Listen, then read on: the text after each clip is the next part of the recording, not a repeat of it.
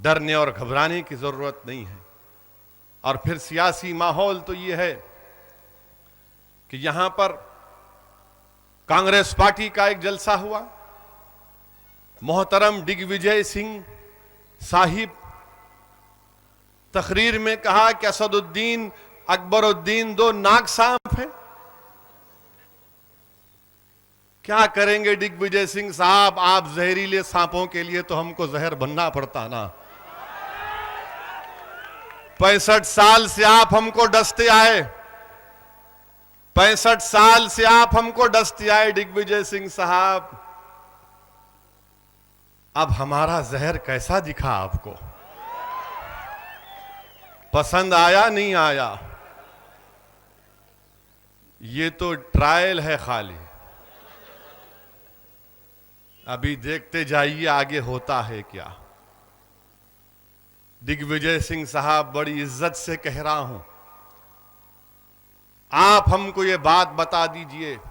मैं ये बात नहीं कहता था, मगर आपकी मौजूदगी में हमारे मरहूम कायद सालार मिल्लत को गाली दी गई। मरहूम कायद सालार मिल्लत को बुरे अल्फाज में गाली दी गई। मैं गाली नहीं दूंगा, मैं गाली का जवाब गाली से नहीं दूंगा दिग्विजय सिंह साहब। मैं सिर्फ आपसे इतना पूछना चाह रहा हूं, क्या आपके मरहूम वालिद बुजुर्गवार हिंदू महासभा के एमएलए थे, नहीं थे? क्या आप अपनी जवानी में हिंदू महासभा के लिए काम करे, नहीं करे? बाद में आप कॉरपोरेटर बने, बाद में 77 में एमएलए बने, मगर आपके डैडी हिंदू महासभा के एमएलए थे, नहीं थे? दूसरी बात, ये इल्जाम हम पर कि हमारे एमएलए महाराष्ट्र में असेंबली में नहीं थे। मैं चैलेंज कर रहा हूं मोहतरम दिग्विजय सिंह साहब को कि प्रूफ पेश कर दो। आप भी हवाई फायरिंग मत करो भरमार की बंदूक से। हमारे पास बड़ी ताकतवर बंदूक है, हमारी जबान है, और जब हम जबान खोलते तो हिंदुस्तान के बड़े बड़े लीडरों की नींद हराम कर दी हम। ये हमको बता दो आप कि क्या हमारे एमएलए महाराष्ट्र की असेंबली में थे, नहीं थे? अगर प्रूफ है तो पेश करो, झूठ का सहारा क्यों लेते आप? हैदराबाद में कहते हैं खलील खां फाख्ते उड़ाना। फाख्ते उड़ाना छोड़ो दिग्विजय सिंह साहब। और अगर आप ऐसा नहीं कर सकते तो हम अपने एमएलए से कहेंगे कि स्पीकर महाराष्ट्र के पास एक पिटीशन दी जाए प्रिविलेज मोशन की कि एक शख्स कह रहा है कि हम असेंबली में नहीं थे, इसकी तहकीकात करवाई जाए। इम्तियाज जलील, वारिस पठान बैठे हुए हैं।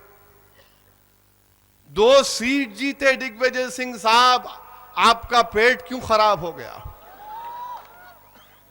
2 जीते, सब परेशान।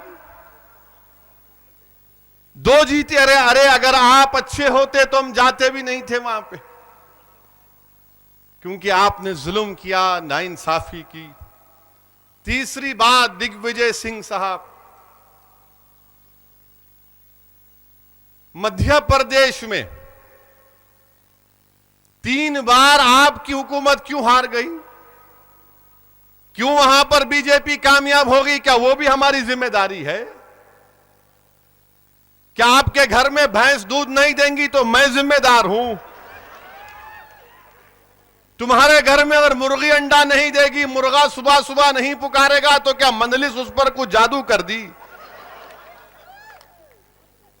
इतने साल से बीजेपी वहां पर क्यों गवर्नमेंट बना रही है? जवाब दीजिए। मध्य प्रदेश में दिग्विजय सिंह साहब आखिरी मर्तबा मुस्लिम एमपी कब बना था? आप अपनी जबान से बोल दो आइंदा जब हैदराबाद को आएंगे। इसका जिम्मेदार मैं हूं। मध्य प्रदेश में कब बना आखिरी मुस्लिम एमपी? आप ही बता दो अपनी जबान से। आप बड़े ताकतवर हैं, आप ठाकुर हैं ना, हम गरीब हैं। आप ठाकुर हैं, बताओ ठाकुर साहब, आखिरी बार मध्य प्रदेश में मुसलमान एमपी कब बना था? ये सवाल मेरे आपसे हैं। आप जवाब देंगे तो फिर और सवाल करेंगे। हम रुकने वाले नहीं हैं। अब याद रखो, जो बोलेगा उसके खिलाफ हम बोलेंगे, जो पूछेगा उसका जवाब देंगे। याद रखो, कोई अच्छे बड़े की तमीज नहीं करेंगे। तुम अगर ये समझ रहे हो कि तुम फुला 30 मार खा हो, तुम फुला हो, हमारे नजरों में तुम्हारी कोई कदर मंजिलत नहीं है। तुम इज्जत से बात करोगे, इज्जत से बात करेंगे। तुम आंख